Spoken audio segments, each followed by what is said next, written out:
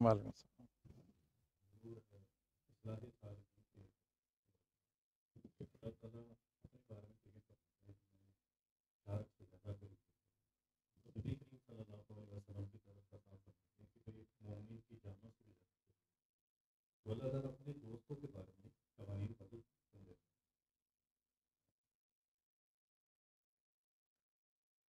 بسم اللہ الرحمن الرحیم۔ پہلے تو انشاءاللہ اس کا جواب دیتا ہوں میں۔ پہلے یہ ہے کہ یہ مہینہ جو جمادی الاول کا ہے، اس میں حضرت شاہ بدیع الدین احمد قطب المدار رحمۃ اللہ علیہ کا یہ مہینہ ہے، اور ابھی 17 جمادی الاول جو تھی آپ کی وفات اور عرس کی تاریخ تھی، آپ کا وصال تھا یوم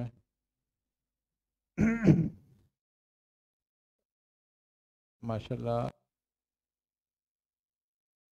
کیونکہ آپ کا ذکر کرنا اس لیے ضروری ہے اس مہینے میں تھوڑا سا، کہ ہماری آپ سے ایک قوی نسبت ہے سلسلہ مداریہ میں، اور سلسلہ مداریہ کی 3 شاخوں سے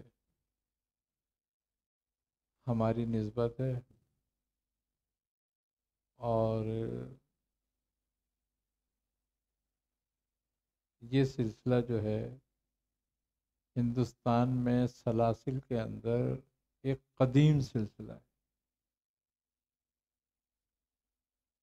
چشتی، قادری، خانوادے یہ بعد میں آئے ہندوستان میں۔ سب سے پہلے ہندوستان میں آپ وارد ہوئے ہیں۔ آپ کے بارے میں یہ ہے کہ آپ 292 ہجری میں یہ ہندوستان آئے، اور آپ کو نبی کریم صلی اللہ علیہ وسلم نے بالخصوص ہدایت فرما کے بھیجا تھا،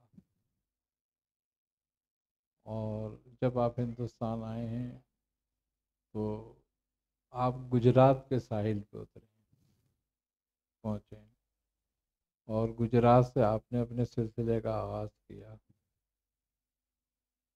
ہند و پاک میں کم و بیش آپ کے جو ہیں ایک روایت کے مطابق 1400 چلے ہیں، چلا گائیں 1400 کے قریب ہیں، بعض روایت میں 950 کے قریب ہیں۔ ہمارے یہاں ابھی کراچی میں بھی ایک بزرگ جو ہیں وہ آپ کے خلیفہ ہیں، اور وہ ہیں حضرت سلطان سخی منگو پیر بابا۔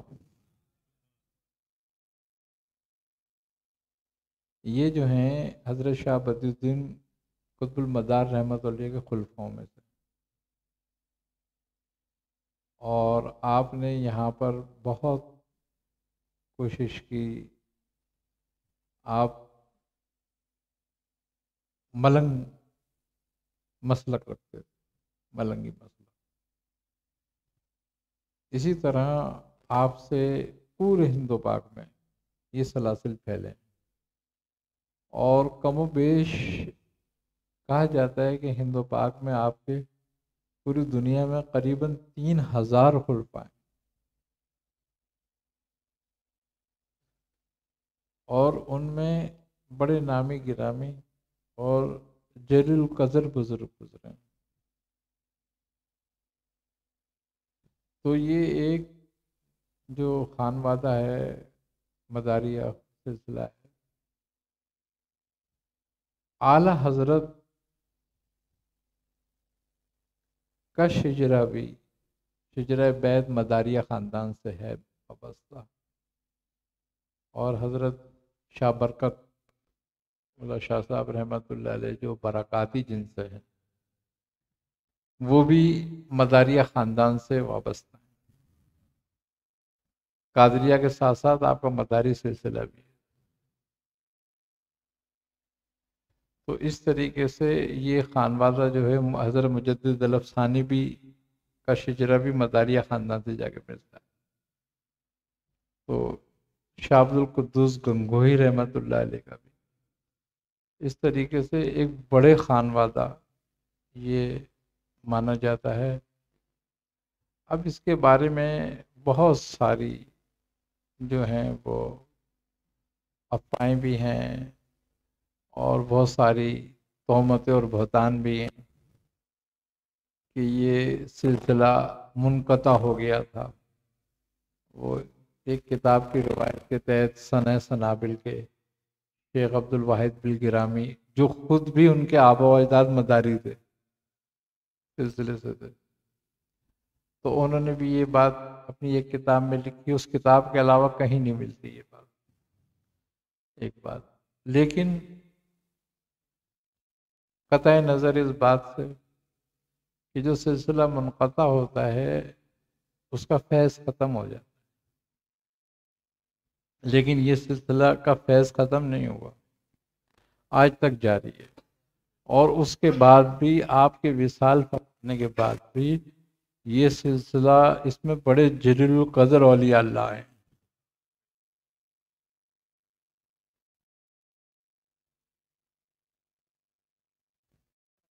حضرت مخدوم اشرف جہانی رحمۃ اللہ علیہ کو بھی اس سلسلے سے خرقہ محبت ملا۔ آپ کی ایک عرصے تک حضرت شاہ بدیع الدین احمد قطب المزار سے صحبت رہی، تو یہ ایک بڑا وسیع سلسلہ رہا اور اس میں بڑا فیض ہے۔ اور خوبی کی بات یہ ہے کہ پوری دنیا میں اگر ملنگوں کا کوئی سلسلہ ہے تو سارے ملنگ اسی سلسلے سے وابستہ ہیں۔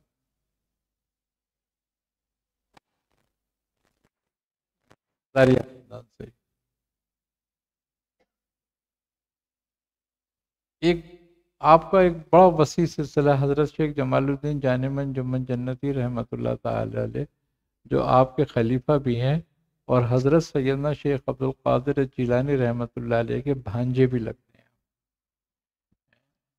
تو تمام ملنگی سلسلہ آپ سے ہے۔ یہ لوگ اپنے آپ کو دیوان گان کہلاتے ہیں۔ چار بڑے خانوادے ہیں: دیوان گان، طالبان، خادمان اور عاشقان، اس سلسلے کے۔ تو جتنے بھی ملنگ ہیں زیادہ تر وہ دیوان گان میں، ان سے ان کا سلسلہ ہے۔ تو ہمارا جو شجرہ ہے ان سے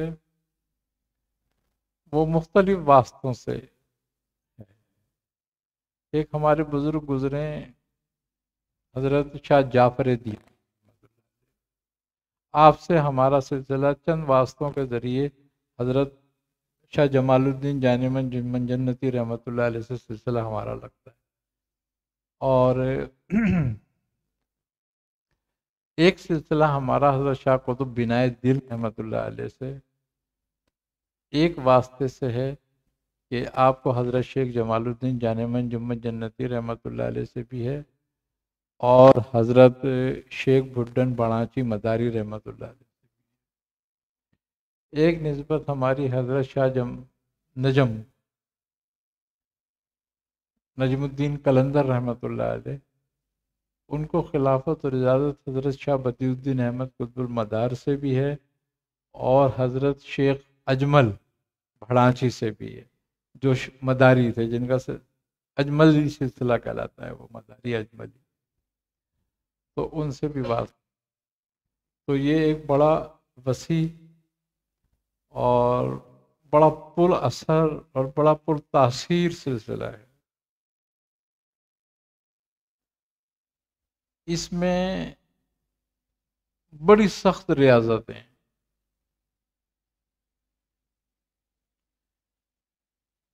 بڑے شریعت کے اور طریقت کے پابند ہیں، یعنی کہ جو اپنے اسلاف پر ہیں نا، یعنی کہ جو اپنے اسلاف کی نمائندگی کر رہے ہیں اور بہت اس سلسلے پہ توجہ دیتے ہیں وہ بڑی ریاضتیں رکھتے ہیں اپنی.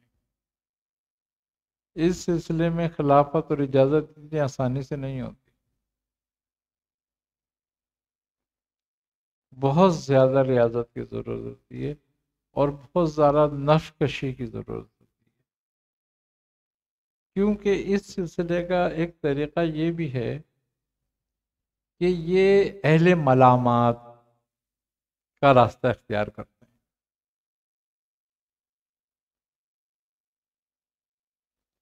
اور اکثر بزرگوں نے وہ راستہ اختیار کیا. اس کی وجہ تھی نفس کشی.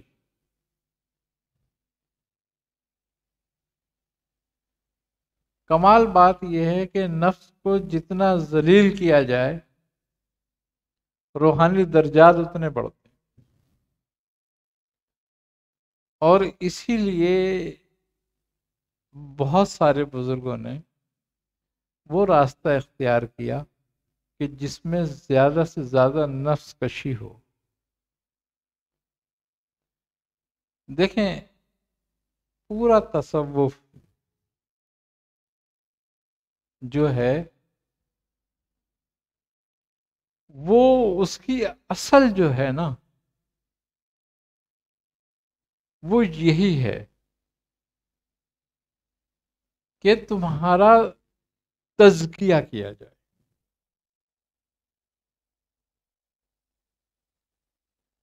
دیکھیں انسان کو اللہ تعالیٰ نے بہت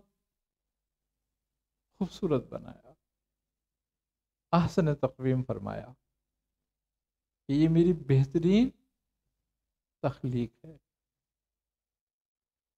مگر اگر یہ گرتا ہے اپنے مرتبے سے تو اس کی وجہ اس کے اعمال ہیں کہ ثم رددناہ اسفل سافلین، کہ یہ اپنے اعمال میں جانوروں سے بھی بدتر ہو گیا.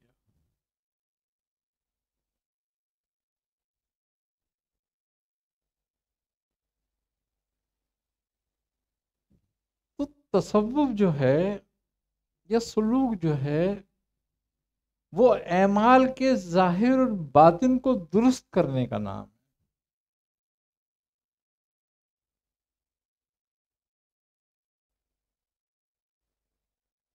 علم اس بات کا نام نہیں ہے کہ تو دوسروں کے عیب پہچان لے. علم اس بات کا نام ہے کہ تو اپنے نفس کی معرفت کو جان لے.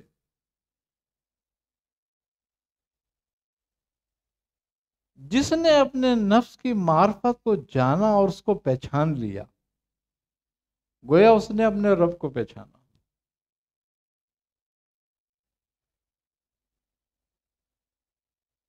علم آگہی یہی ہے. علم اگر تجھے تیرے نقص نہیں بتا سکتا تیرا تو پھر تیرے کس کام کا. اگر علم دوسروں کے نقص بتا دے تو وہ تو دوسروں کے لیے ہدایت بن گیا، مگر تو گمراہ کا گمراہ ہی رہا.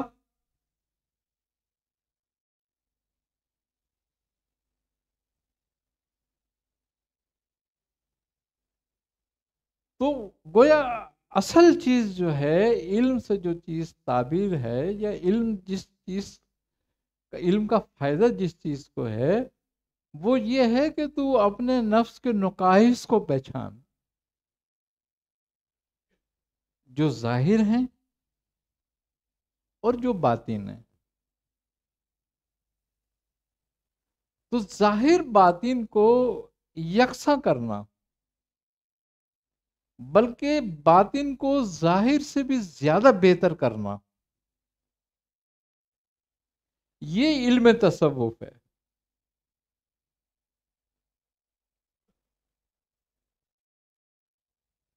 اگرچہ ہم میں وہی خصائل رذیلہ باقی رہیں اہل تصوف ہو کر، کہ جس کو ہم بغض، حسد، کینہ، بہتان،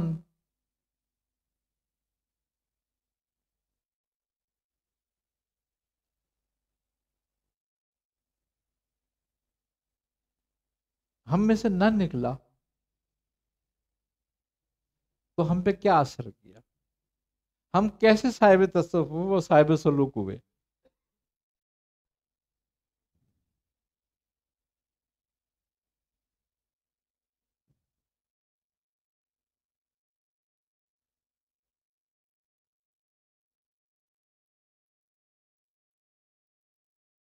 جس طرح ظاہری نماز اذکار کی شرائط ہیں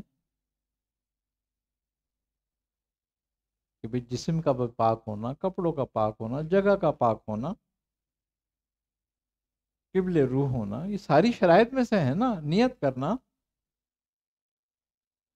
اگر اس میں سے ایک بھی شرط کم ہوگی تو نماز میں نقص پیدا ہوگا۔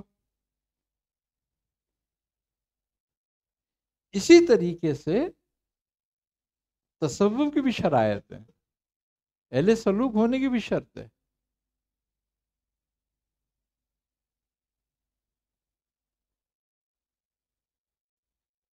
صوفیہ کے نزدیک تو کہتے ہیں کہ ایسے شخص کی بیعت ہی حرام ہے جو حسد، کینہ، بغض، بہتان، لالچ سے بھرا ہوا ہو۔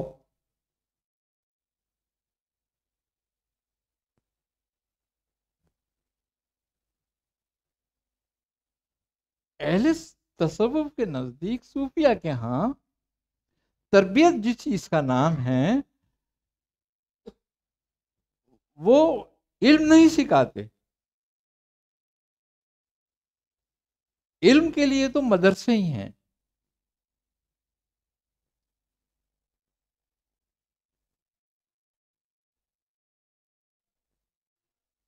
آئی نا سمجھ میں بات؟ خانقاہیں علم نہیں سکھاتی تھی، تربیت کرتی تھیں تاکہ وہ علم نکھرے۔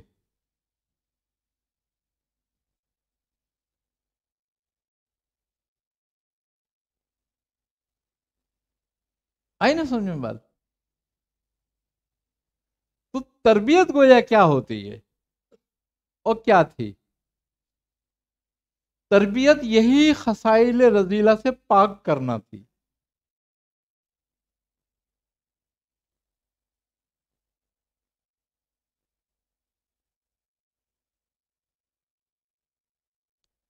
اور صوفیہ اکرام کی سب سے زیادہ توجہ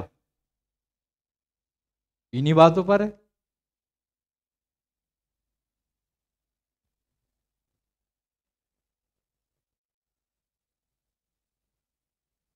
کہ وہ اپنی ظاہری اصلاح کریں پہلے۔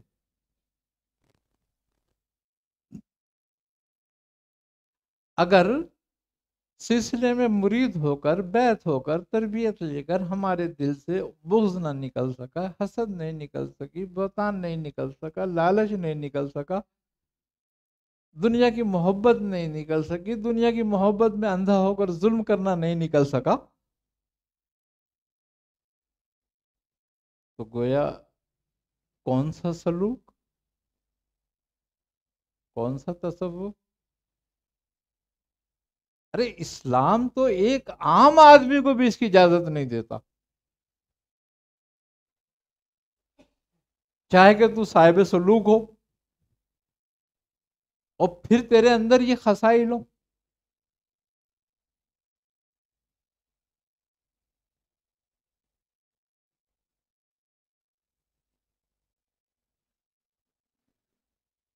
تو کیا نتیجہ نکلا بھائی ایسے علم کا؟ کیا نتیجہ نکلا ایسے سلوک کا؟ کیا نکلا ایسا نتیجہ ایسی پیری مریدی کا؟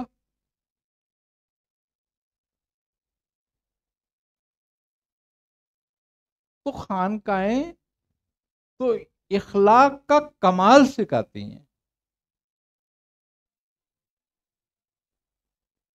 کہ بندہ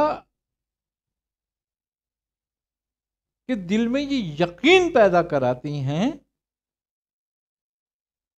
کہ تو جواب دہ ہے.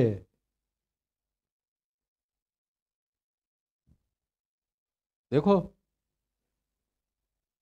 اگر ہمارے اسلام کی بنیاد 3 باتوں پر ہے نا، توحید، رسالت اور یوم آخرت. اگر ہم یوم آخرت کو، اللہ کے سامنے کھڑے ہونے کو بیچ میں سے نکال دیں تو پھر سب چیزوں کی اہمیت کیا رہ جاتی ہے؟ کچھ بھی نہیں رہ جاتی پھر.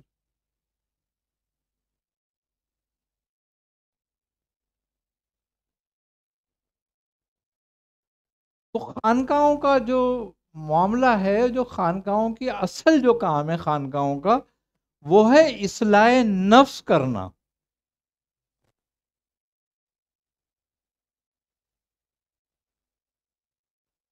تیرے اندر محبت پیدا کرنا اللہ اور اس کے رسول کی، اطاعت پیدا کرنا، صبر و شکر کا مادہ پیدا کرنا،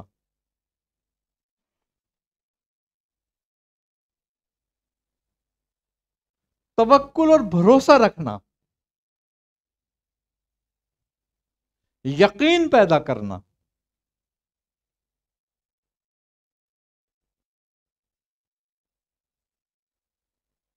اور یہ اس وقت تک نہیں ہوتا جب تک خصائل رذیلہ ہم میں سے نہ نکل جائیں.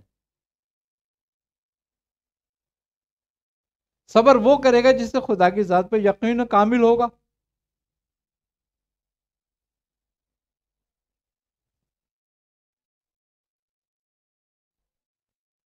ورنہ بے یقین کیوں صبر کرے گا؟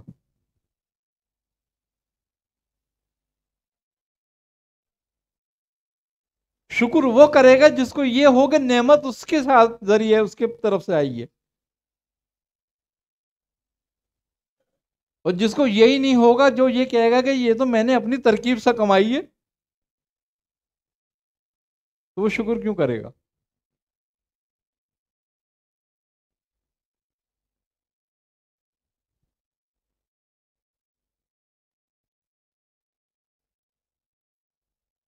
تو خانقاہوں کا پہلا سبق جو ہے وہ ہے اصلاح نفس.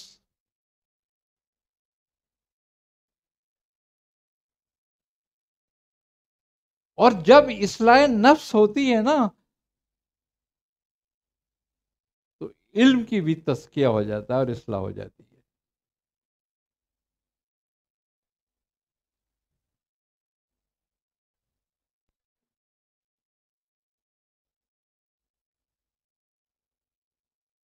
مولا کائنات علی کرم اللہ وجہہ کے پاس ایک شخص آیا اور کہنے لگا کہ اے امیر، میں لوگوں کو نصیحت کرنا چاہتا ہوں، میں کیسے کروں؟ یعنی کہ لوگوں کی اصلاح کرنا چاہتا ہوں، ان کی تربیت کرنا چاہتا ہوں، تو میں کیسے کروں؟ آپ نے کمال بات فرمائی اس کو. آپ نے فرمایا کہ تو ایسے تربیت کر کہ تجھے زبان استعمال نہ کرنی پڑے.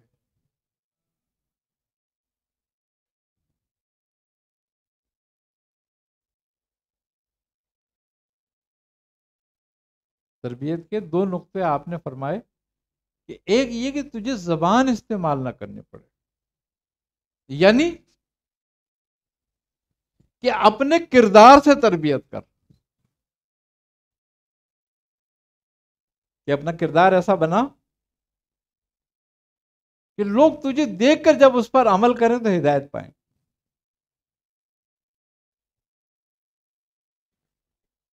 تربیت ہوگی لوگوں کی. ایک اپنی زبان کو بلا وجہ نہ کھول.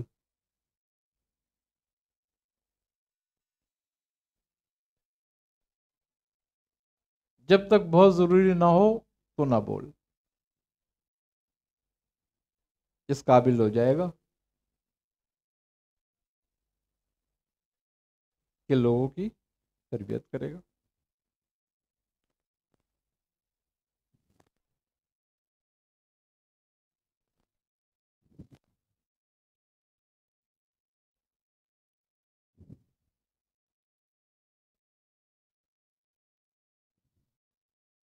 ایک واقعہ میاں صاحب سناتے تھے حضرت بائزید بستامی رحمۃ اللہ علیہ کا. تو بہت زمانے کی بات ہو گئی، کچھ بات ذہن میں بھی رہتی ہے، کچھ نکل بھی جاتی ہے. تو آپ فرماتے ہیں کہ جب حضرت بائزید کے پاس بہت لوگ اکٹھے ہونے لگے، بڑے بڑے آس پاس کے بڑے لوگ آنے لگے، اور ان میں بڑے علماء، فضلاء اور مالدار، ہر طرح کا طبقے کا لوگ آنے لگا. تو آپ کی عبادت میں خلل ہونے لگا، رجوع میں خلل ہونے لگا کہ میں آپ پریشان ہوئے کہ میں ان کو کیسے روکوں.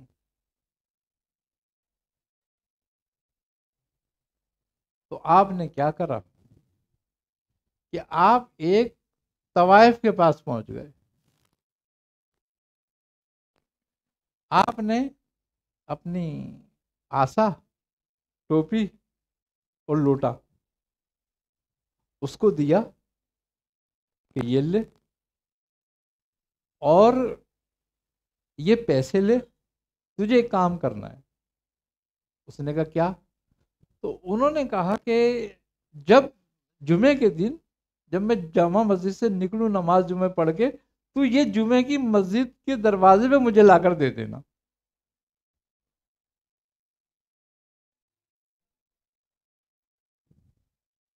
اس نے کہا لے، اتنے سا کام ہے، میں آ جاؤں گی، دے دوں گی.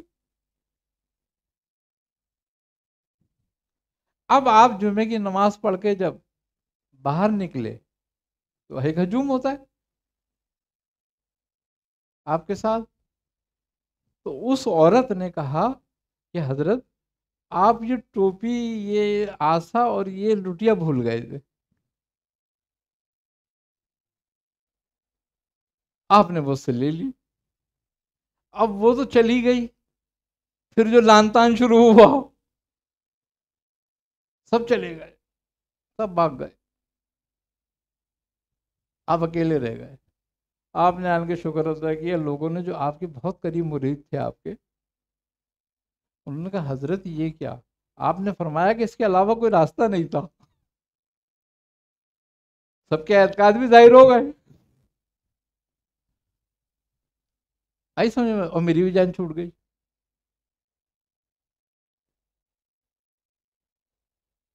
آپ نے یہ مداریہ خاندان جو ہے نا، آپ سے ہی جا کے ملتا ہے. تو یہ ملامت کا ایک طریقہ تھا.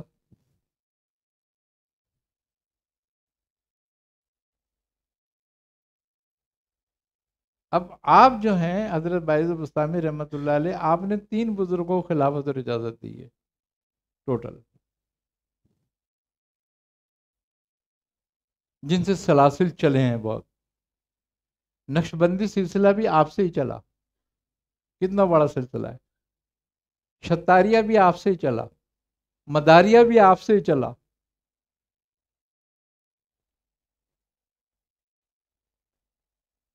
آپ کو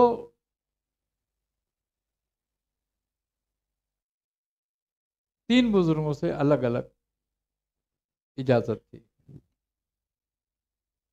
ایک طرف حضرت امام جعفر صادق سے،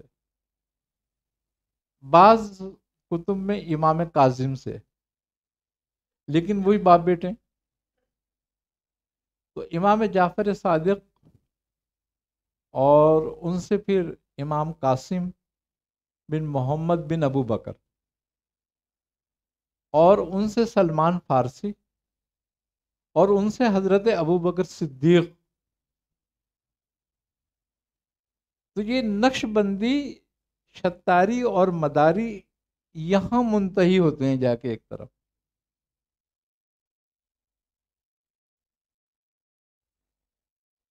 آپ ابو بکر صدیق رضی اللہ تعالی عنہ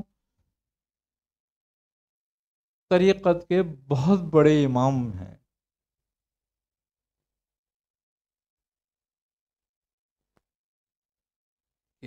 اتنے بڑے سلاسل آپ پر منتہی ہو رہے ہیں جا کے. دوسری طرف حضرت باعث بستامی رحمۃ اللہ علیہ کو حضرت داؤد تائی سے اجازت تھی، اور ان کو حضرت حبیب اجمی سے، اور ان کو حضرت حسن بصری سے، اور ان کو مولائے کائنات سے. تو ایک طرف یہ سلسلہ اس طرح منتہی ہوتا ہے جا کر. ایک طرف حضرت باعث بستامی کو حضرت عین الدین شامی رحمۃ اللہ علیہ سے، بعض کہتے ہیں کہ ان کا نام یمن الدین شامی تھا. آپ بھی شام کے رہنے والے تھے باعث بستامی بھی. تو حضرت یمن الدین شامی یا عین الدین شامی، یمن الدین شامی جو تھے یہ حضرت عبدالعزیز مکی سے، اور وہ بعض روایت کے مطابق کہ حضرت ابو سعید حبشی، اور پھر بلال حبشی، اور پھر مولائے کائنات. یہ کلندری سلسلہ بھی اسی طریقے سے ہے، کیونکہ کلندری سلسلے کے جو پیشوا ہیں حضرت پیر خضر رومی کلندر ہیں. آپ کو حضرت جمال الدین مجرد سے، اور ان کو حضرت عبدالعزیز مکی سے، اور پھر اسی طرح یہ سلسلہ حضرت بلال حبشی تک چلا جاتا ہے. اسی طرح حضرت جمال الدین مجرد کو حضرت باعث بستامی سے بھی اجازت ہے. تو اس طرح یہ سلاسل ہیں، اور یہ سارے کے سارے بڑے صاحب شریعت، اور طریقہ ان کا اہل ملامت، یعنی کہ لوگوں میں مشہور ہونا نہیں چاہتے تھے. اپنی عبادت، اپنی ریاضت کو لوگوں سے چھپاتے تھے کہ لوگ ہمیں متقی نہ جانیں، پرہیزگار نہ سمجھیں، کوئی عابد زاہد نہ سمجھیں.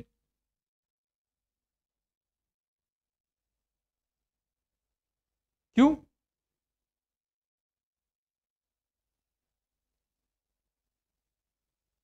اسی لیے نفس کی اصلاح انتہائی ضروری ہے کہ کوئی شخص اگر تمہارا دو چار لوگ عزت کرتے ہیں تو تمہارے اندر تکبر آ جاتا ہے. اور حدیث ہے کہ ایک رائی کے دانے کے برابر بھی جس میں تکبر ہوگا وہ جنت کی ہوا نہیں سونگے گا.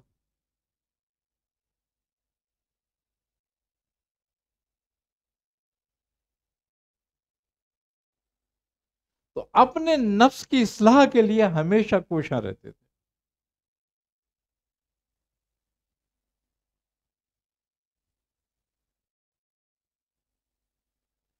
جس نے اپنے نفس کی اصلاح کی طرف توجہ نہ کری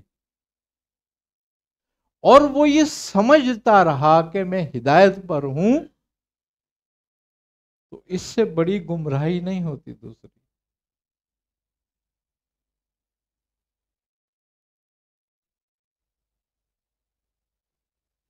کیوں کہ انسان کے ہر دشمن بہار ہے، مگر یہ اس کے اندر ہے. اس سے نہیں چھوٹتی جان، مہد سے لے کر لحد تک لگا رہتا ہے ساتھ.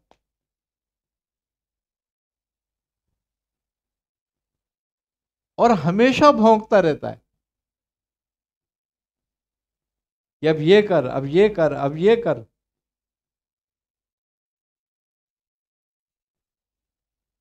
اور بعض صورتوں میں شیطان اس کا مددگار ہو جاتا ہے بہت، اور حامی ہو جاتا ہے۔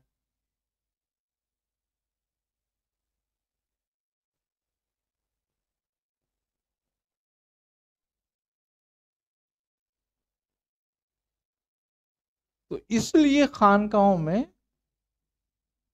جس چیز کی سب سے زیادہ تعلیم اور توجہ ہے وہ ہے اصلاح نفس۔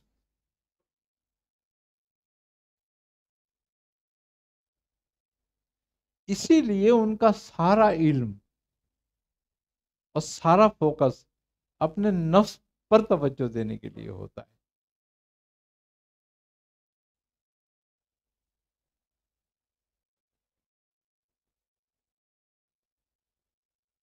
کیوں؟ کہ یہ راندے دنگا کرنے میں 1 منٹ نہیں لگاتا، لمحہ بھی نہیں لگاتا، اور بندے کو ایسے کرتا ہے کہ جیسے کوئی 10 منزل کی سیڑھی پہ کھڑا ہوا اور نیچے سے کوئی سیڑھی نکال دی جائے۔ اب وہ کہاں گیا؟ یا تو لٹک گیا، یا گرا تو چور چور ہو گیا۔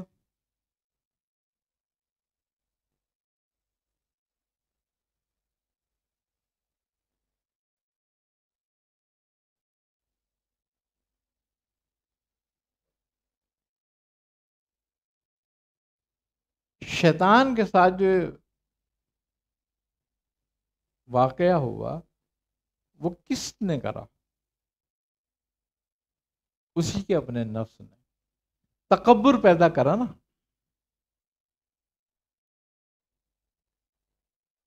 اور تکبر بھی کیا پیدا کرا کہ میں اس سے بہتر ہوں۔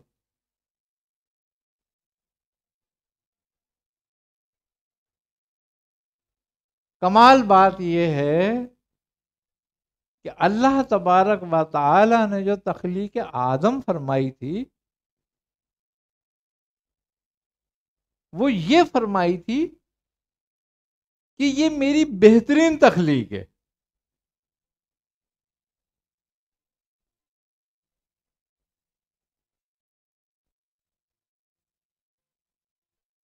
اور اس میں ہی اس نے اپنی روح پھونکی اور اپنی صورت پر بنایا،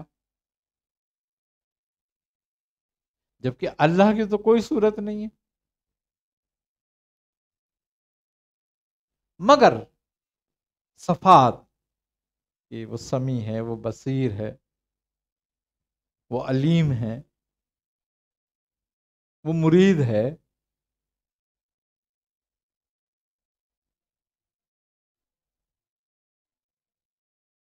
کہ وہ ارادہ کرتا ہے، یہ بھی ارادہ کرتا ہے،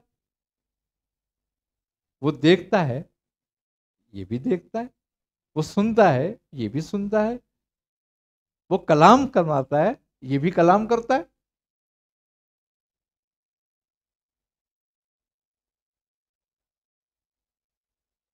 یہ حادث ہے، وہ قدیم ہے۔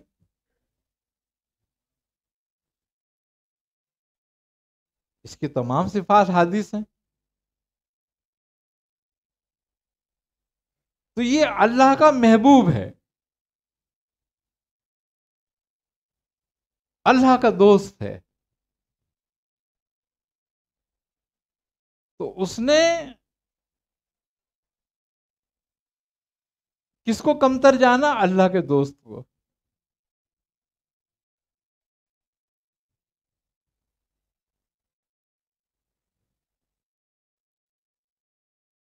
اس کو بوس کس سے پیدا ہوا؟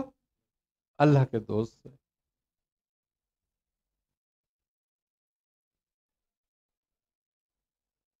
اور اس نے اس کا انکار کیا۔ اب کمال بات یہ ہے کہ کوئی کفر کرتا ہے تو وہ کافر کہلاتا ہے، کوئی شرک کرتا ہے تو وہ مشرک کہلاتا ہے، جو کوئی جو گناہ کرتا ہے وہ وہی کہلاتا ہے، گناہ گار عاصی کہلاتا ہے۔ مگر واحد یہ ہے کہ جو ملعون کہلایا،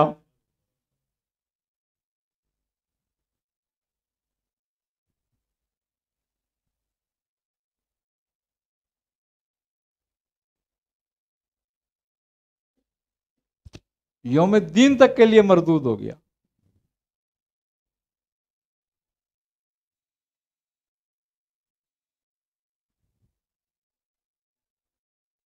کس کی طرف سے یہ اعزاز اس کے لیے آیا؟ کس کی طرف سے یہ وعید آئی؟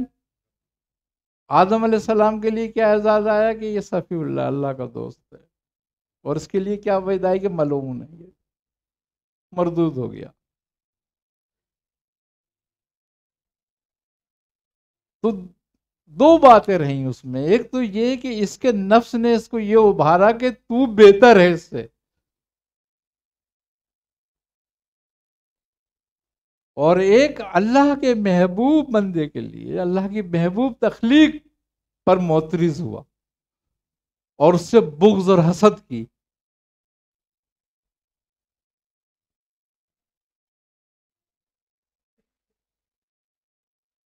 جس کا نتیجہ کیا نکلا کہ ہمیشہ کے لیے مردود قرار دیا گیا. آج وہ اولاد آدم سے بدلہ لینا چاہتا ہے.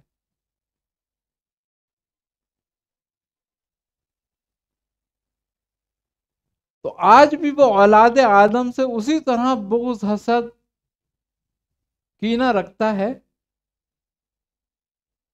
جس طرح اول کا تھا.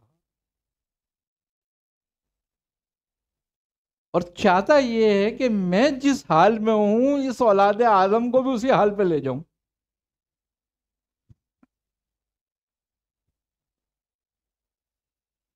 تو اس نے کہا نا کہ میں بہکاؤں گا ان کو. تو اللہ نے فرمایا کہ جو میرے بندے ہیں اس پر تیرا بس نہیں چلے گا.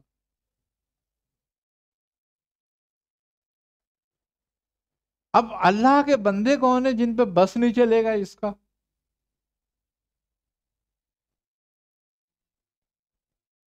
وہی اولیاء اللہ ہیں، اللہ سے محبت رکھنے والے، اس کی آزمائشوں پہ صبر کرنے والے، اس کی نعمتوں پر شکر کرنے والے.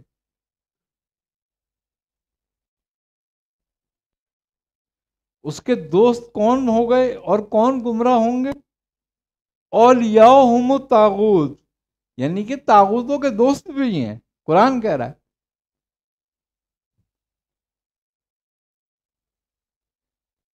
وہ جو دنیا کی محبت میں آخرت کو بھول جائیں گے.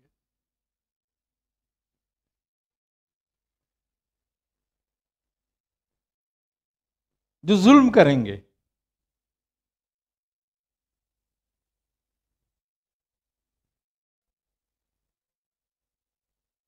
تو وہ دنیا کی محبت اتنی شدید ان کے دل میں بٹھا دے گا کہ وہ اس محبت میں نہ ظلم سے گریز کریں گے، نہ غیبت سے گریز کریں گے، نہ حسد سے گریز کریں گے، نہ بغض سے گریز کریں گے. اپنا مقصد حاصل کرنے کے لیے کسی بھی حال میں کسی بھی حد تک جائیں گے تاکہ دنیا حاصل ہو جائے بس.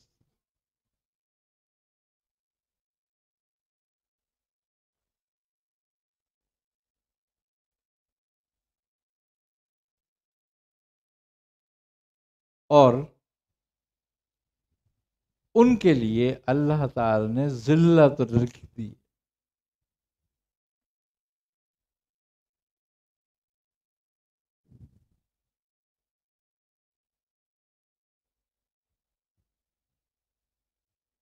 اللہ تعالی ہمیں اس راستے سے محفوظ رکھے.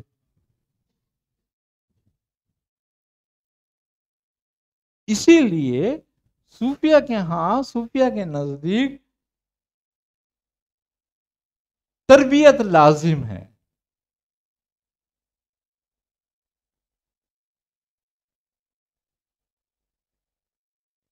اسی لیے ان کے اصول کے مطابق کہ جو متکبر ہو، جس کو تکبر ہو،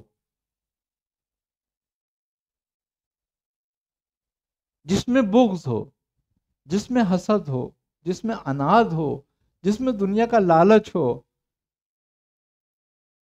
جو ظلم کرنے سے بھی نہ گریز کرتا ہو اپنے مقصد کے لیے، ایسے انسان کے ہاتھ پر بیعت نہیں ہو سکتی۔ وہ کہتے ہیں وہ بیعت کا اہل نہیں ہے۔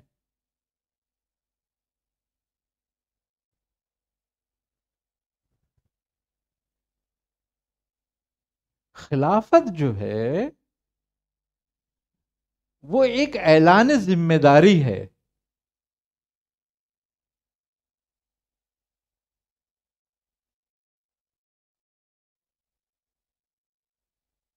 کس چیز کی؟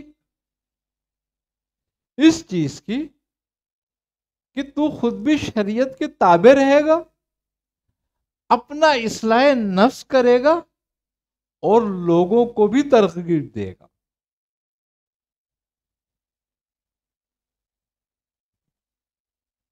لوگوں کو بھی ان خسائل رذیلہ سے نکالے گا۔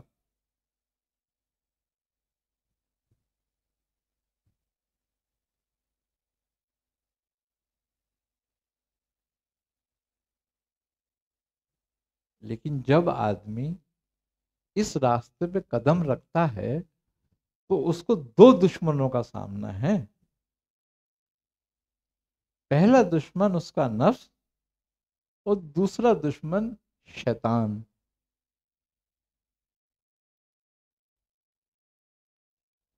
اب شیطان جو ہوتا ہے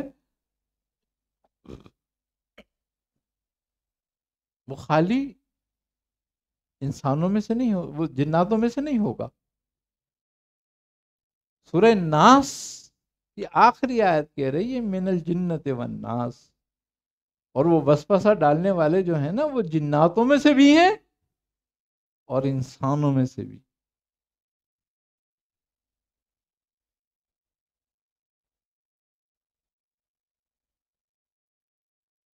کہ وہ لوگوں کے دلوں میں، ان کے سینوں میں وسوسہ ڈالتے ہیں، وہ جناتوں میں بھی سے ہیں اور وہ انسانوں میں سے بھی ہیں۔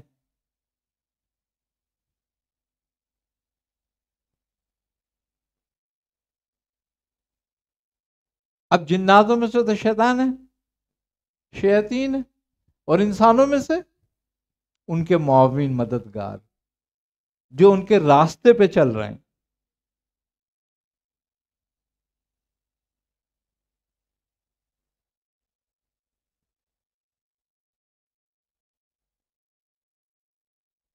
تو اگر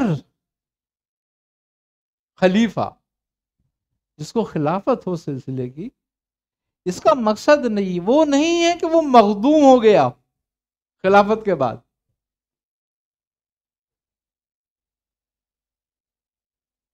بلکہ اب اس کی خدمت شروع ہوئی ہے۔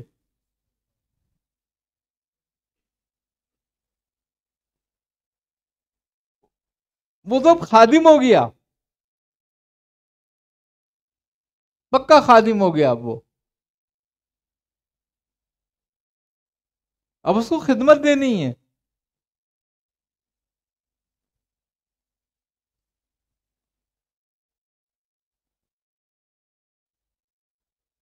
اب ایک عام آدمی سے زیادہ اس کو عبادت کرنی ہے، ایک عام آدمی سے زیادہ اس کا یقین ہونا چاہیے، ایک عام آدمی سے زیادہ شریعت پر اس کا عمل ہونا چاہیے، ایک عام آدمی سے زیادہ وہ اپنے خسائل رذیلہ کو نکالنے کی کوشش کرے گا۔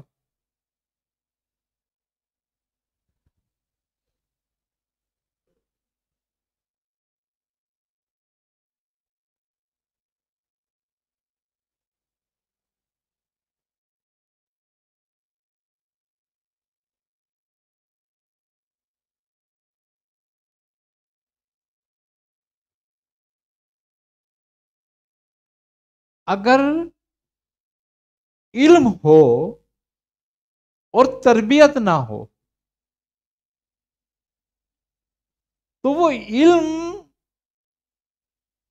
پھر فساد بن جاتا ہے۔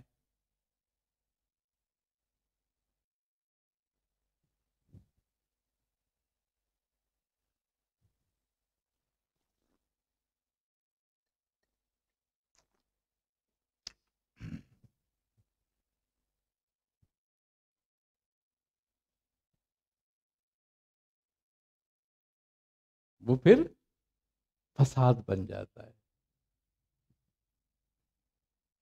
اسی لیے قرآن کہتا ہے قد افلاح من تزکا.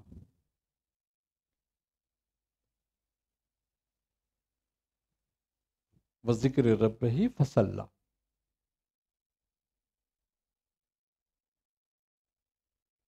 یعنی کہ کامیاب ہو گیا وہ. کیا کامیاب ہو گیا وہ شخص جس نے اپنا تزکیہ کیا.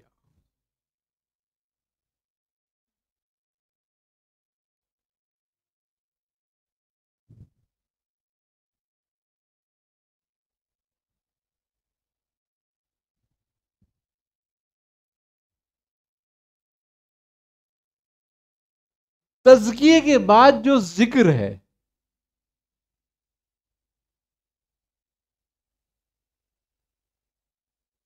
اور جو نمازیں ہیں ان کا مزہ ہی الگ ہو جاتا ہے. کیونکہ تزکیہ ایک ذوق یقین پیدا کرتا ہے، اور جب ذوق یقین ہوتا ہے تو پھر حضوری ہوتی ہے، اور جب حضوری ہوتی ہے تو پھر اس نماز کی کیا بات ہوتی ہے، اس ذکر کی کیا بات ہوتی ہے.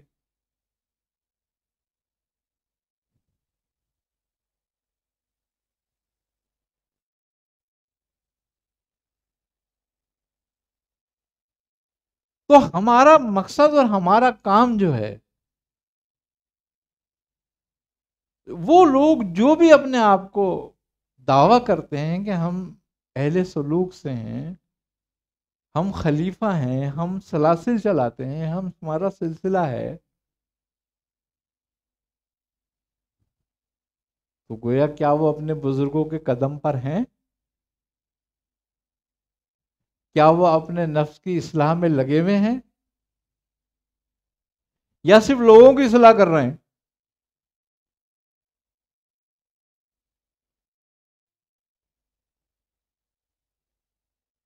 اپنے نفس کی اصلاح پہلے ضروری ہے.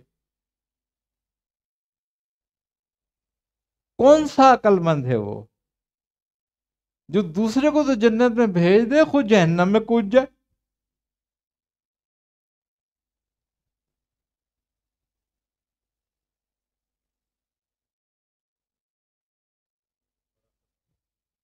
ہاں،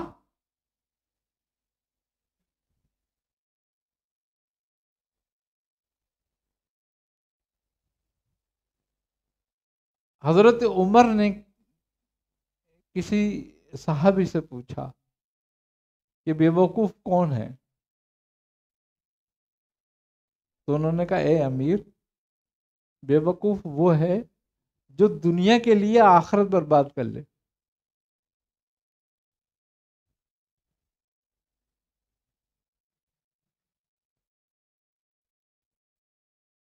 آپ نے فرمایا کہ اس سے بھی بڑا بے وقوف کون ہے؟ کہا اے امیر آپ بتائیں. تو آپ نے فرمایا کہ اس سے بڑا بے وقوف وہ ہے جو دوسرے کی وجہ سے اپنی آخرت خراب کر لے.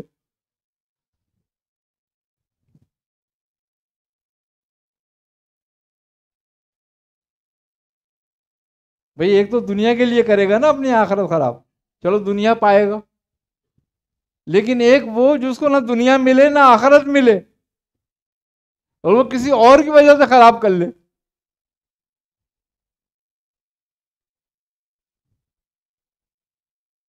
تو ہمیں ڈرنا چاہیے اس بات سے کہ کہیں ایسا نہ ہو کہ ہم کسی کی دنیا خراب کرنے کے چکر میں اپنی آخرت خراب کر لیں.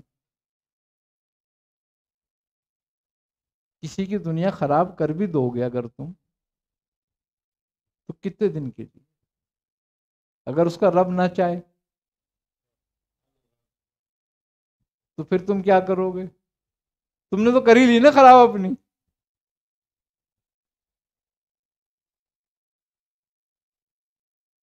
ورنہ اگر کسی کی ہو بھی گئی بیچارے کی تو وہ کتنے سال جیے گا؟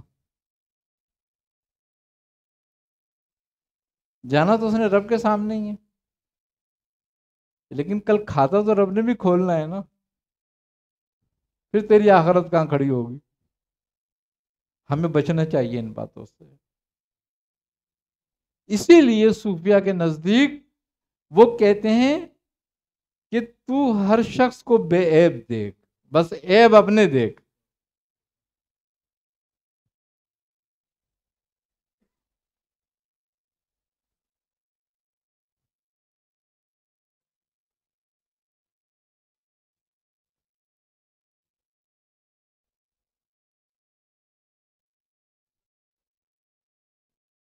آئی نا سمجھ میں بات؟ جب تو اپنے عیب دیکھے گا نا اور اپنے عیب نکالے گا خود اپنے میں سے، تو لوگ تجھے دیکھ کے اپنے عیب نکالنے لگیں گے۔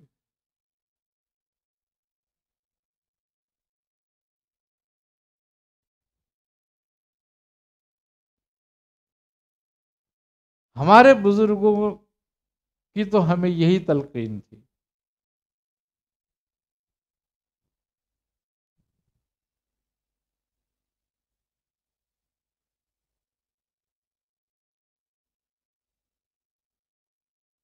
کہ اپنی اصلاح میں کوئی کسر اٹھا کے مت رکھو، اور کسی کے اندر 99 عیب ہوں اور ایک خوبی ہو تو اس کے 99 عیبوں سے نظر ہٹا کر اس کی خوبی پہ نظر کرو،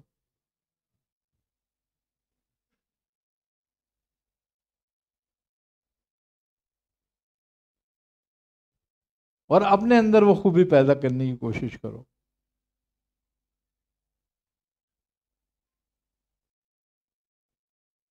کیوں؟ کہ کسی کے عیب کی طرف دیکھنے سے ہمارے دل میں دو باتیں پیدا ہوتی ہیں۔ ایک تو یہ پیدا ہوتی ہے کہ ہم اس شخص کو کمتر جاننے لگتے ہیں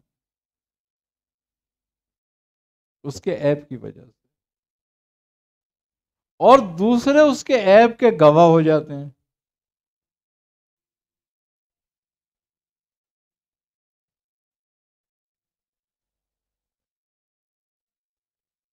پھر تیسری بات یہ ہوتی ہے کہ اپنا عیب اس کے عیب میں چھپ جاتا ہے، کہ پھر اپنے عیب کی طرف نظر ہی نہیں جاتی، پھر ایک تسلی ہو جاتی ہے نا کہ یہ بھی تو ہے، اگر میں ہوں تو، اگر مجھ میں کچھ گناہ ہے، کچھ گناہ گار ہوں، تو یہ بھی تو ہے ایسے ہی۔ وہ فرماتے تھے کہ نہیں، اس طرف مت دیکھو،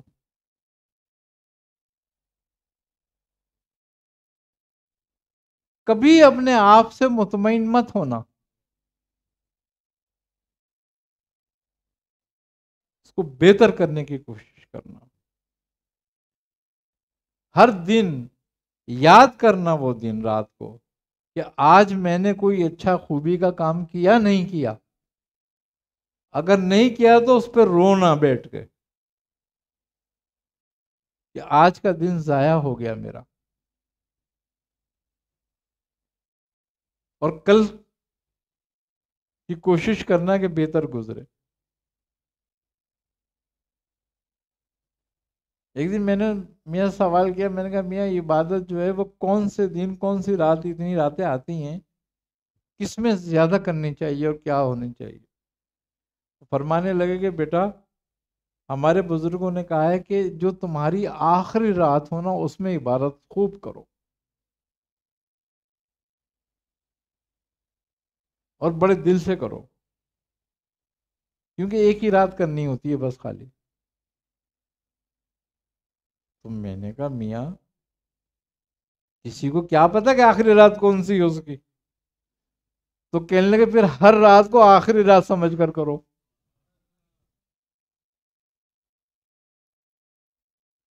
تو ہمارے بزرگوں کی تو ہمیں یہ تعلیم ہے۔ فرماتے تھے کہ عبادت اور اطاعت کو طبیعت نہ بناؤ، محبت بناؤ، عادت نہیں بناؤ اپنی۔ کہ بس عادت کے تحت نماز پڑھ لی، عادت کے تحت روزہ رکھ لیا، نہیں، اس میں محبت پیدا کرو، یہ محبت سے ہو، شریعت تمہاری طبیعت بن جائے کہ اس کے بغیر تمہاری طبیعت کو جس طرح قرار نہیں آتا نا، آدمیوں کو کہیں درد ہوتا ہے تو سکون نہیں آتا، تو اس طریقے سے کوئی بات غیر شرع ہو جائے تو تمہیں سکون نہیں آنا چاہیے۔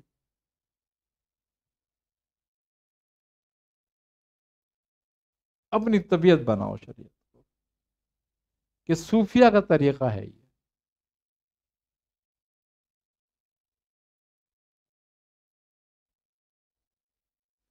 اور جب بندہ اس کام میں لگتا ہے اللہ پر یقین اور اس کی محبت کے ساتھ،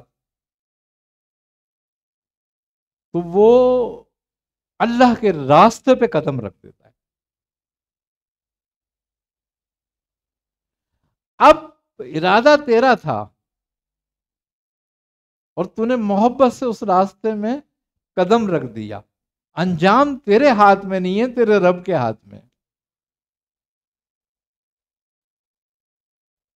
تو اگر تو اپنی منزل تک نہ بھی پہنچا اور تیری عمر نے وفا نہیں کری، تو وہ تجھے کامیابوں میں لکھے گا۔ کیوں؟ کہ اس کا انجام پر تیرا کچھ اختیار نہیں تھا،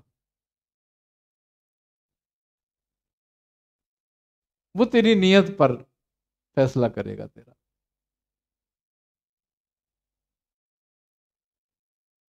تو ہمیں سب سے پہلے جتنے بھی خلفاء ہیں ان کو یہ بات سمجھنی چاہیے، جس سلسلے کے بھی ہیں، ہمارے ہیں یا اور بھی سلسلے کے جس کے بھی ہیں، ہماری ان سب کی ذمہ داری ایک ہی ہے،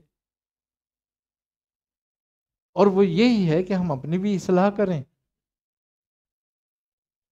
اور لوگوں کی بھی اصلاح کرنے کی کوشش کریں، لوگوں کو بھی اچھی بات بتائیں، سیدھا راستہ دکھائیں، سیدھی بات بتائیں۔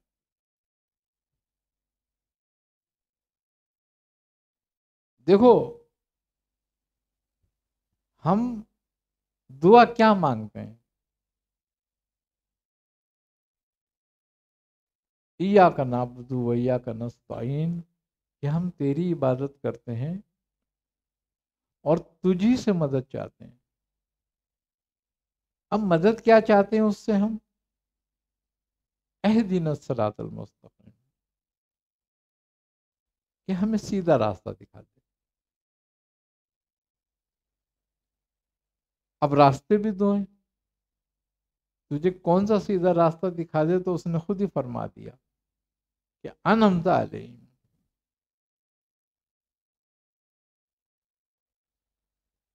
وہ جس کے چلنے والوں پر تو نے انعام کیا۔ انعام کیا ہے؟ اصل سمجھنے والی بات ہے یہ۔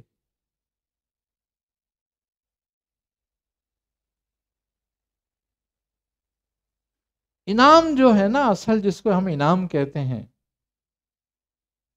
وہ ہے رضا۔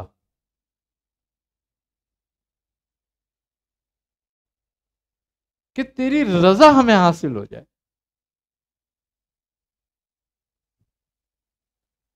کہ جن کے چلنے والوں سے تو راضی ہوا، جس راستے پر تو خوش ہوا۔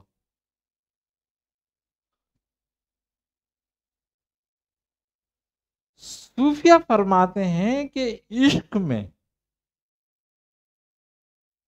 قرب نہیں ہے، عشق کا اصل قرب نہیں ہے، عشق کا اصل رضا ہے، کہ محبوب کی رضا حاصل ہو جائے۔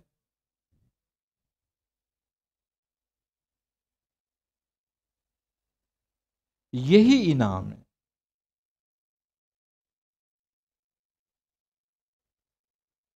اور جس سے وہ راضی ہو جاتا ہے، جس کو اس کی رضا حاصل ہو جاتی ہے، اس کو وہ یہ کہتا ہے کہ یہ میرا بندہ ہے۔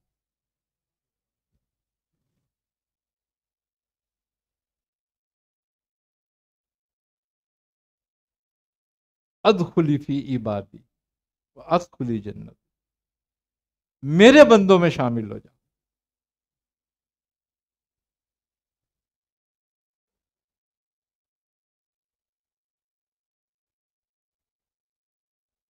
اصل ہمارا مقصود کیا ہے؟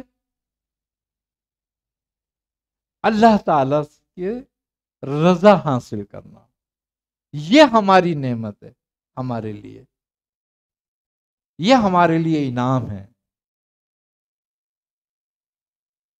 کہ ہمیں اس کی رضا حاصل ہو جائے۔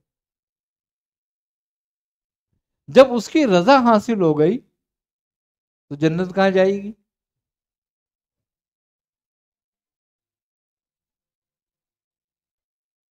جنت تو اس کے دوستوں کی ضیافت کی جگہ ہے نا۔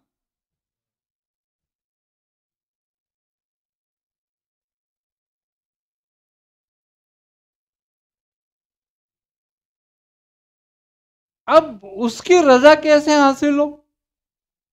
زبان سے تو نہیں ہوگی خالی،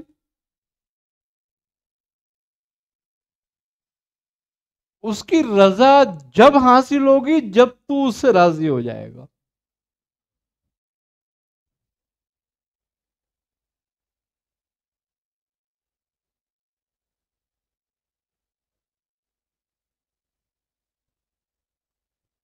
کہ اس کے احکام کے آگے، اس کی محبت کے آگے اپنا سر جھکا دے،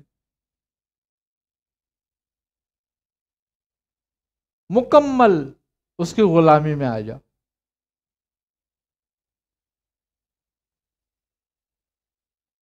مکمل اطاعت میں آ جا۔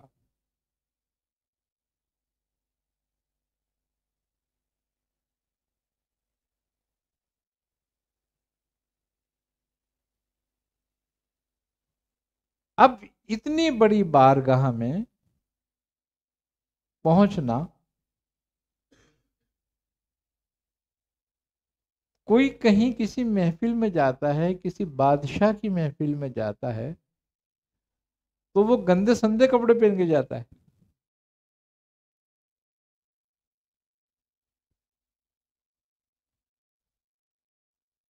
چاہے قرض لے چاہے ادھار لے، اعلیٰ سے اعلیٰ کپڑے پہنتا ہے، اعلیٰ سے اعلیٰ خوشبو لگاتا ہے، تب اس کی محفل میں جاتا ہے۔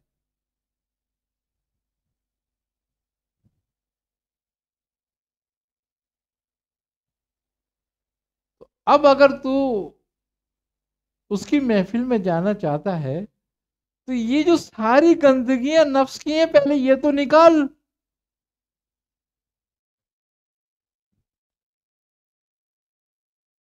پہلے ان سے تو پاک ہو۔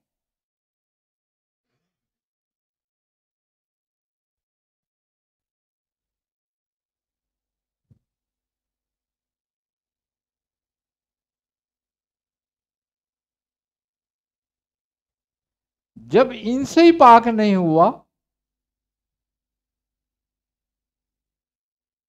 تو پھر کیا اس کی بارگاہ میں جانے کے قابل ہے بندہ؟ نہیں ہے۔ اس کی مخلوق، الخلق عیال اللہ، خلق اللہ کی عیال ہے۔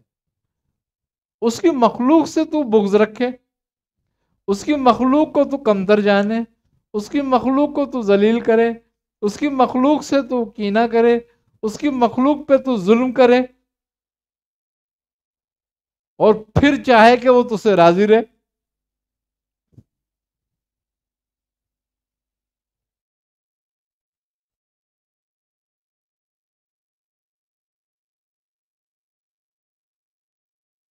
تو وہ اپنے وعدے کے خلاف نہیں کرتا۔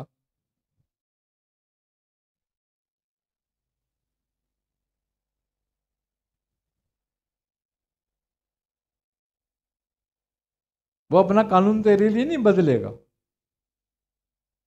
تجھے اپنے آپ کو اس کے لیے بدلنا ہوگا۔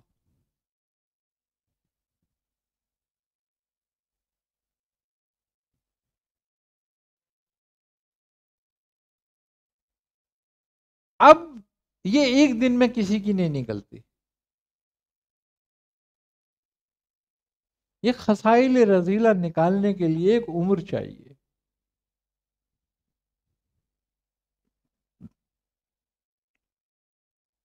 سخت کام ہے.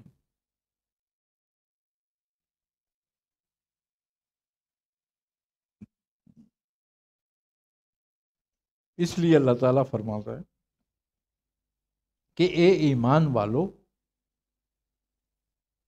خدا سے ڈرو. ایمان والا تو وہی جو خدا سے ڈرتا ہے. لیکن اللہ تبارک و تعالیٰ وضاحت کر کے فرما رہا ہے کہ اے ایمان والو خدا سے ڈرو اور اس کی راہ میں وسیلہ تلاش کرو.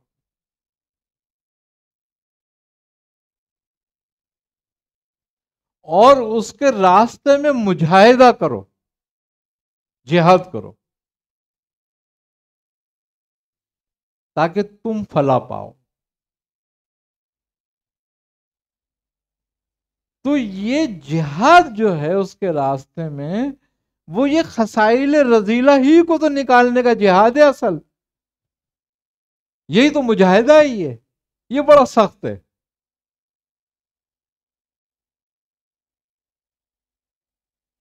اسی لیے اس کو جہاد اکبر کہا گیا ہے.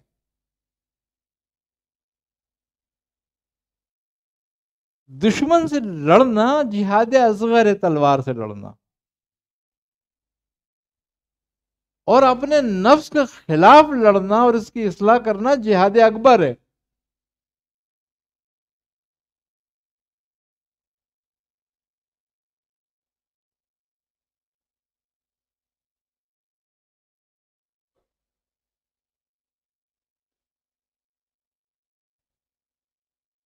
تو یہ راستہ جہاد اکبر کا ہے.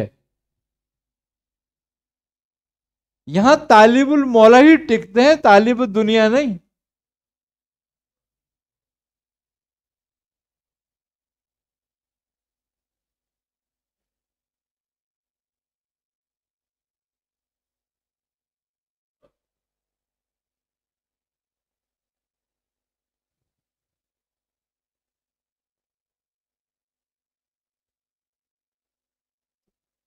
اس چیز پر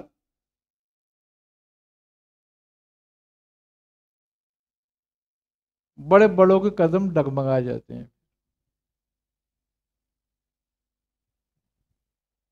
اور جو اس پہ کامیاب ہو جاتے ہیں،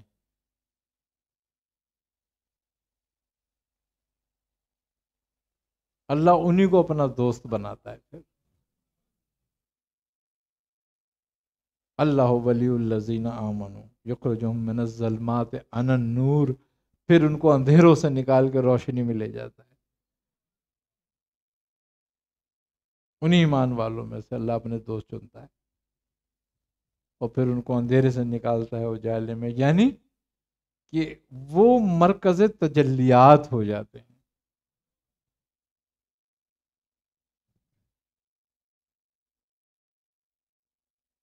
ان کی ذاتیں برکت والی ہو جاتی ہیں. کیوں برکت والی ہو جاتی ہیں؟ کہ لوگ ان سے ہدایت پاتے ہیں، لوگ ان کے ذریعے حق کا راستہ پاتے ہیں.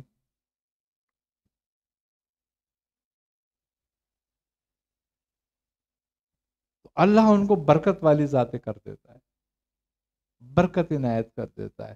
ہمارے لیے برکت والی وہ چیز ہے جس سے ہم رب کو پائیں.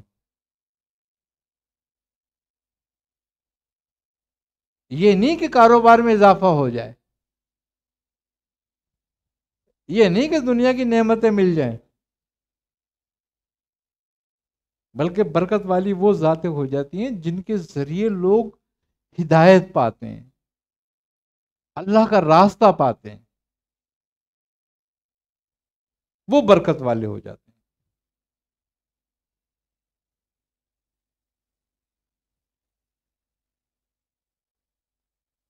ورنہ تم سے زیادہ مال اور متا تو کافروں مشرکوں کے پاس ہے. زیادہ اسباب تو ان کے پاس ہیں، تو ان کے پاس کون سے برکت والے ہیں؟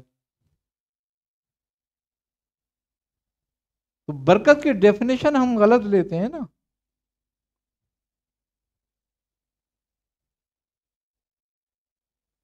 وہ بستیاں برکت والی ہیں کہ جن کے ذریعے ہم راہ ہدایت کی طرف چلتے ہیں، جن کے ذریعے ہمیں اللہ کی محبت حاصل ہوتی ہے، جن کے ذریعے ہمیں اطاعت حاصل ہوتی ہے.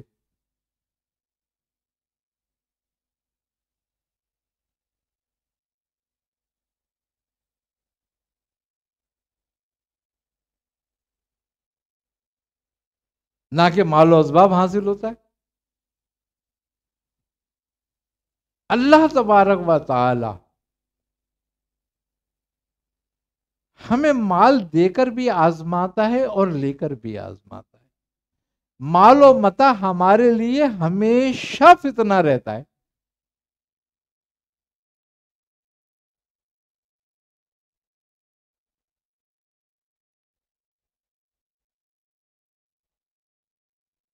اللہ کی خفیہ تدبیر بھی مال و اسباب میں ہے.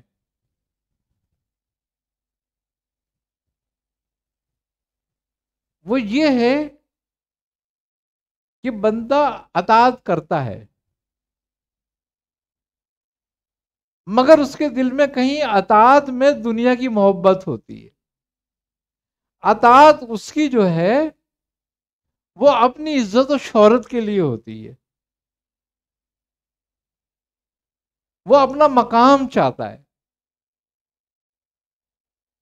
تو پھر اللہ تبارک و تعالی اس کی نیت کے حساب سے اس کے مال و اسباب کے دروازے کھول دیتا ہے، اس پر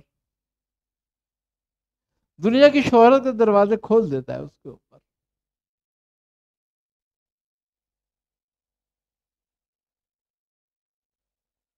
کیوں؟ کہ وہ انہی چیزوں کو پسند کرتا ہے، انہی سے محبت کرتا ہے. بظاہر وہ اطاعت میں ہوتا ہے، مگر محبت اس کی اس میں ہوتی ہے اور جستجو اس میں ہوتی ہے اس کی. تو اللہ وہ دروازہ اس کی طرف کھول کے اور اس کو اسی میں لگا دیتا ہے.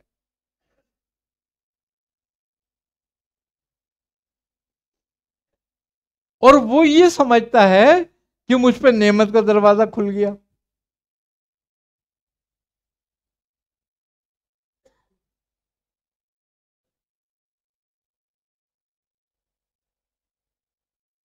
اللہ اس کو اس نعمت کے شر میں مبتلا کر دیتا ہے.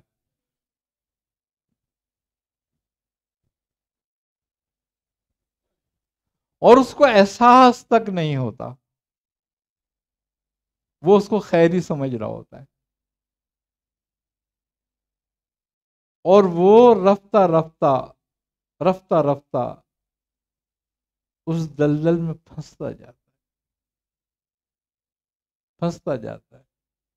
پھر عزت و شہرت ہوتی ہے تو تکبر آنے لگتا ہے. مال و اسباب بڑھتا ہے تو ظلم پتر آتا ہے اور محبت بڑھتی ہے مال کی. پھر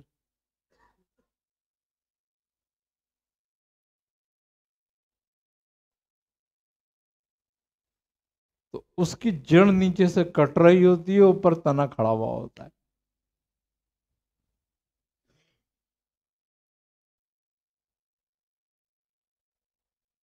یہ شر ہے اس کے لیے، اور اللہ نے اس کی نعمت کے شر میں مبتلا کر دیا اس کو.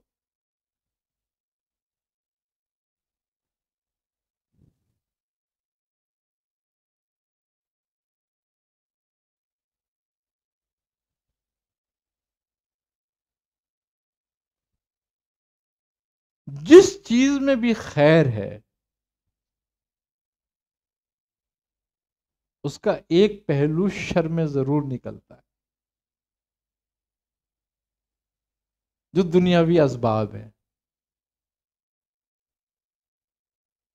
انسان جس کو دنیا میں نعمت سمجھتا ہے، اسباب سمجھتا ہے، چاہے وہ دولت ہو، وہ علم ہو، وہ بزرگی ہو، سب میں ایک پہلو نکلتا ہے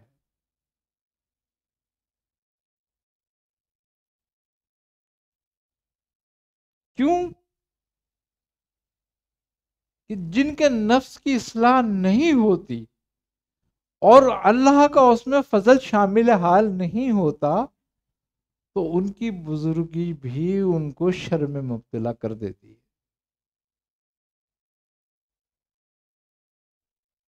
کیوں؟ ابلیس بھی تو معلم الملکوت تھا۔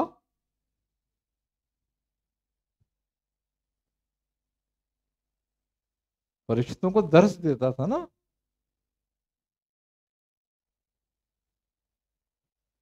لیکن شر تو کہیں تھا نا موجود۔ وہ کب سر اٹھاتا ہے یہ کسی کو نہیں پتا۔ اس سے بچنے کا راستہ صرف اور صرف یہی ہے کہ انسان ہمیشہ اپنے عمل سے غافل نہ ہو، اپنے رب سے غافل نہ ہو، اپنے آپ کو خود وہ عالم، بزرگ، مالدار، دولت مند، بادشاہ نہ سمجھے۔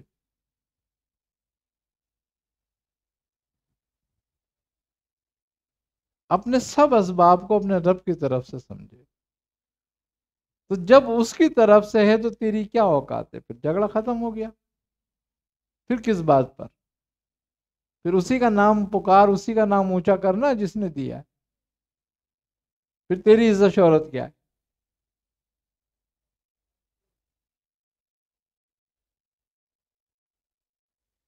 کمال بات یہ ہے کہ دنیا کسی سے راضی نہیں ہوتی، یہ کسی سے کبھی راضی نہیں ہوگی، نہ ہوئی ہے۔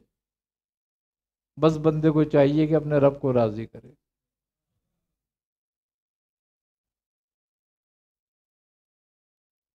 اگر دنیا کو راضی کرنے کے چکر میں رہا تو یہ کہیں کا بھی نہیں رہے گا۔ اور رب کو راضی کرنے کے لیے تجھے کتنی بھی ذلت اٹھانی پڑے، کوئی پرواہ نہیں۔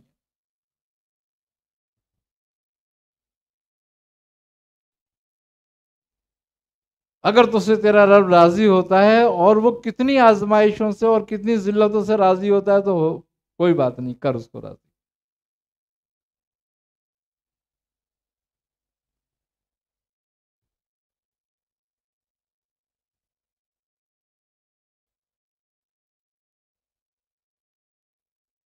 یہی محبت ہے، یہی عشق ہے۔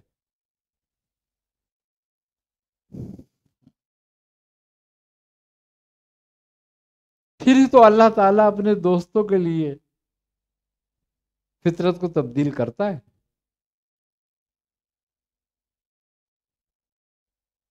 حضرت ابراہیم علیہ الصلوۃ والسلام کو جب نمرود نے آگ میں پھینکا تو آپ کا لباس اتار دیا اس نے۔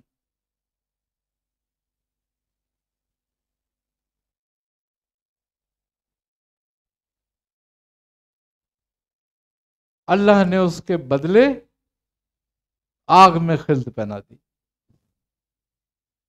اور کہتے ہیں کہ قیامت کے دن سب سے پہلے ابراہیم علیہ السلام کو لباس دیا جائے گا پہننے کے لیے۔ آپ کو لباس پہنایا جائے گا، اس لیے کہ اللہ کے راستے میں لباس اترا تھا۔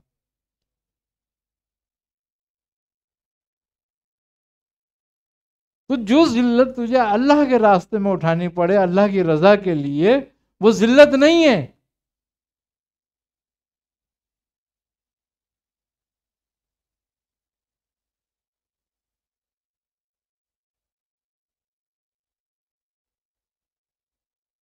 وہ محبت کی نشانی ہے۔ میں نے ایک بار میاں صاحب سے پوچھا، میں نے کہا میاں یہ بتائیں کہ عشق میں امتحان کیوں ہوتے ہیں، آزمائشیں کیوں ہیں؟ تو فرمانے لگے کہ آزمائش اور امتحان عشق میں اس لیے ہیں تاکہ کوئی کم ظرف عشق کا دعویٰ نہ کرے۔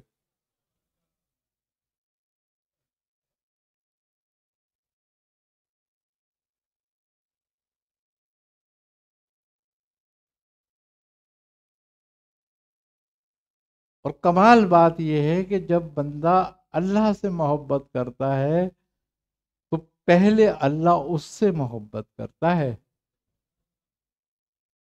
پھر اس کے دل میں اللہ کی محبت پیدا ہوتی ہے۔ تو جس کے دل میں اللہ کی محبت نہیں پیدا ہوتی تو اس کا مطلب یہ ہے کہ اللہ اس سے محبت نہیں کرتا۔ بندے کی کیا طاقت ہے اور کیا اوقات،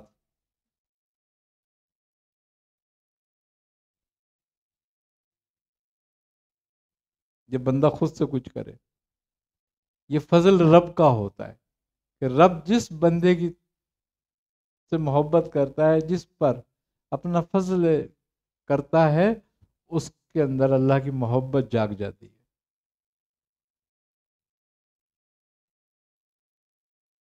اور وہ اللہ سے محبت کرنے لگتا ہے۔ اور جب وہ بندہ اللہ سے محبت کرنے لگتا ہے اور اپنی محبت کو کمال تک لے جاتا ہے تو اللہ پھر فرشتوں کو حکم دیتا ہے کہ اس کے لیے اعلان کر دو کہ یہ میرا دوست ہے۔ جب فرشتے آسمان دنیا پر اعلان کرتے ہیں تو دنیا والوں کے دلوں میں اس کی محبت پیدا ہو جاتی ہے۔ محبت کوئی کسی کے دل میں نہیں ڈال سکتا، کسی کی صرف اللہ ہی ڈال سکتا ہے۔ دعویٰ ہے اللہ کا قرآن میں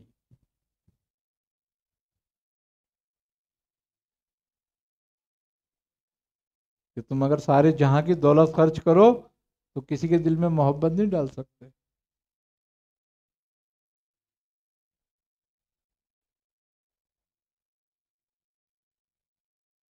تو ہمیں اگر اطاعت کی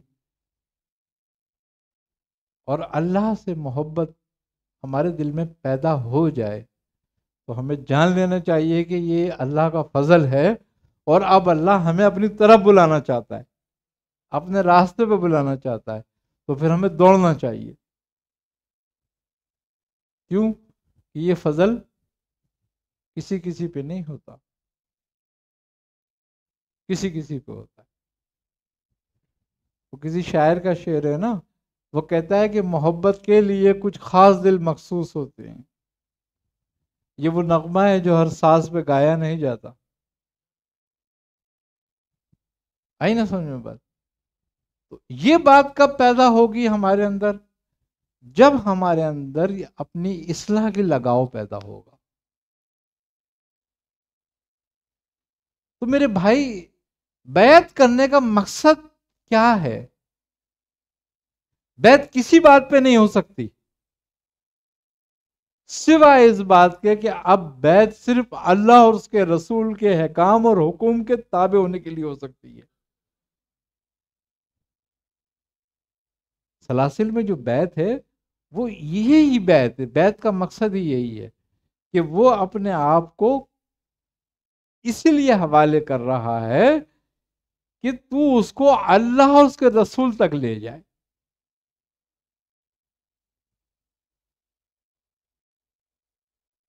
بیعت کسی پیر کے خزانے کو بھرنے کے لیے نہیں ہے، بیعت کسی شخصیت کی پرستاری کا نام نہیں ہے،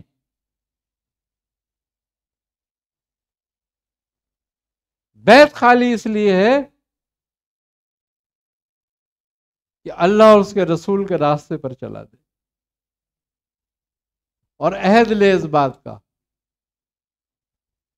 کہ وہ اللہ اور اس کے رسول کے راستے پہ چلے گا، اور اس کی ذمہ داری ہے یہ کہ وہ تربیت کرے اس کی اس طریقے پر۔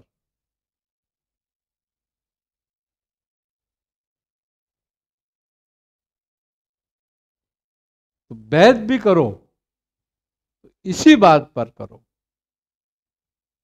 کہ ہمیں اللہ اور اس کے رسول کا راستہ پکڑنا ہے، ہمیں اللہ کی محبت تک پہنچنا ہے۔ ہر چیز کا ایک طریقہ ہے۔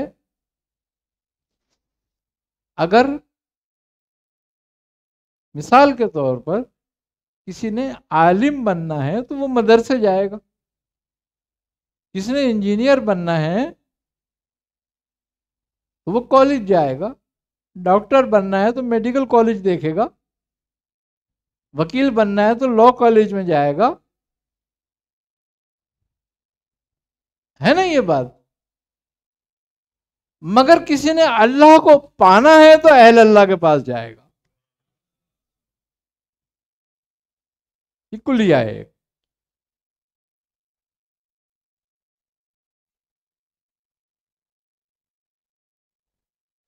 اور اہل اللہ وہی ہیں کہ جنہیں دیکھ کے اللہ یاد ہے.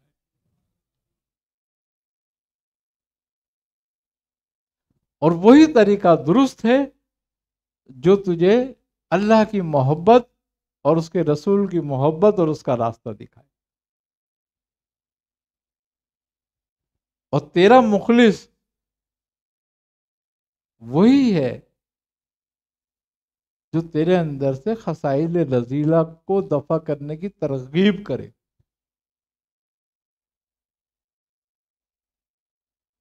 اور تیرے اندر محبت، یقین، صبر، شکر، استقامت، عبادت کا شوق پیدا کرے. تو ہمیں چاہیے کہ ہم پوری کوشش کریں، پوری کوشش کریں، جتنا بھی ہمارے پاس وقت بچا ہے، جتنا اللہ نے ہمیں وقت دیا ہے، دیکھو زبان سے نہیں، کردار سے ادا کریں اس کو. اپنی اصلاح اپنے کردار سے کریں اور پوری کوشش کریں اس کی. اور یاد رکھو اپنے سے کسی بھی مسلمان بھائی کو اپنے سے کمتر نہ جانو، اگر بہتر نہیں جان سکتے تو، ورنہ کوشش کرو کہ اپنے سے بہتر جانو. آئی نہ سمجھ میں؟ لوگوں کے عیب مت دیکھو، اپنے عیب دیکھو، کوشش کرو نکالنے کی.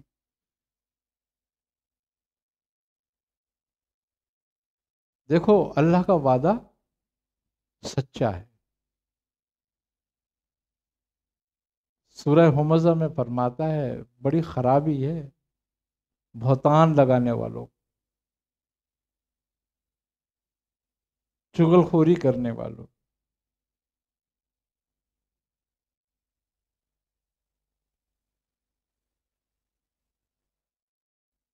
احادیث میں ہیں، آپ نے فرمایا کہ بہتان کے بارے میں کہ نوح کی زمانے میں کوئی بڑھیا کہ آج تو بہتان لگا. کس زمانے کی؟ نوح علیہ السلام. تو اپنی 80 سال کی عبادت ضائع کر، اور آج کے دور پہ کسی پہ لگا دیتا ہو. تو اس بات سے ہمیں بچنا چاہیے. ہم سب مسلمانوں کو احتیاط رکھنی چاہیے. اسلام ہمیں لوگوں کی خطاؤں کو نظر انداز کرنے کا حکم دیتا ہے کہ ہم نظر انداز کریں. تو ہم سب کو یہ چاہیے کہ ہم ایسا ہی کریں. اگر اپنی، کیونکہ ہمارے اسلاف کا طریقہ ہے.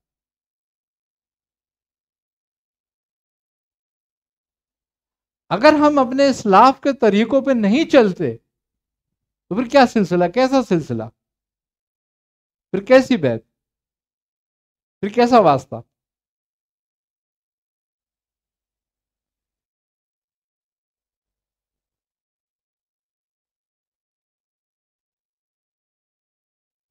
کوئی ایسا کام، کوئی ایسی بات ہم نہ کریں جس سے ہمارے کسی بھائی کو تکلیف ہو. ہماری کوئی زبان کا الفاظ ایسا نہ ہو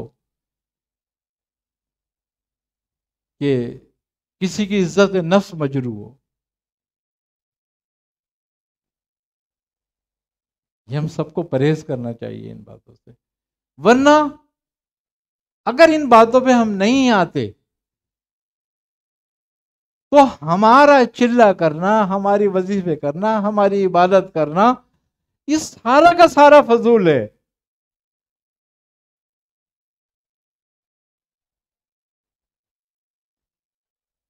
تسبیح گھما کے اللہ کو راضی کرنے کی کوشش کر رہا ہے، اس کی مخلوق کو ذلیل کر رہا ہے.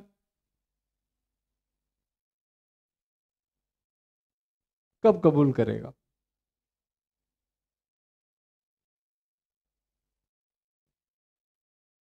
اللہ تعالی ہمیں ان سب باتوں سے اپنی پناہ میں رکھے، اور ہمیں سوچنے سمجھنے کی اللہ تعالی ہدایت فرمائے.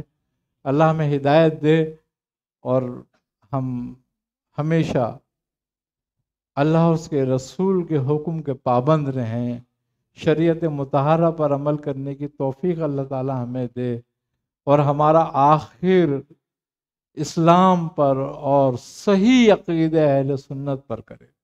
اللہم صلی علی محمد وعلی آل محمد وبارک وسلم وصلو علیہ. یا الہ العالمین، یا رب العالمین، یا ارحم الراحمین، اپنے حبیب صلی اللہ علیہ وسلم صدقہ طفیل میں ہمیں ہر طرح کی گمراہیوں سے محفوظ فرما، ہر طرح کی محتاجگیوں سے محفوظ فرما، ہر طرح کی ذلت و رسوائیوں سے محفوظ فرما، ہر طرح کے ظاہری باطنی امراض سے محفوظ فرما، ہر طرح کی آفات ناگہانیاں سے محفوظ فرما، ہر طرح کی اموات ناگہانیاں سے محفوظ فرما. یا الہ العالمین ہمیں ہر طرح کی رحمتیں، نعمتیں، برکتیں، آسانیاں عطا فرما. یا الہ العالمین ہمیں سنت مطہرہ پر عمل کرنے کی توفیق عطا فرما. یا الہ العالمین ہمارے کبیرہ صغیرہ گناہوں کو معاف فرما، ہماری خطاؤں سے درگزر فرما. یا رب العالمین اپنے حبیب صلی اللہ علیہ وسلم کے صدقہ طفیل میں ہم سب کا خاتمہ بالخیر فرما. ربنا تقبل منا انک انت السمیع العلیم وتب علینا انک انت التواب الرحیم.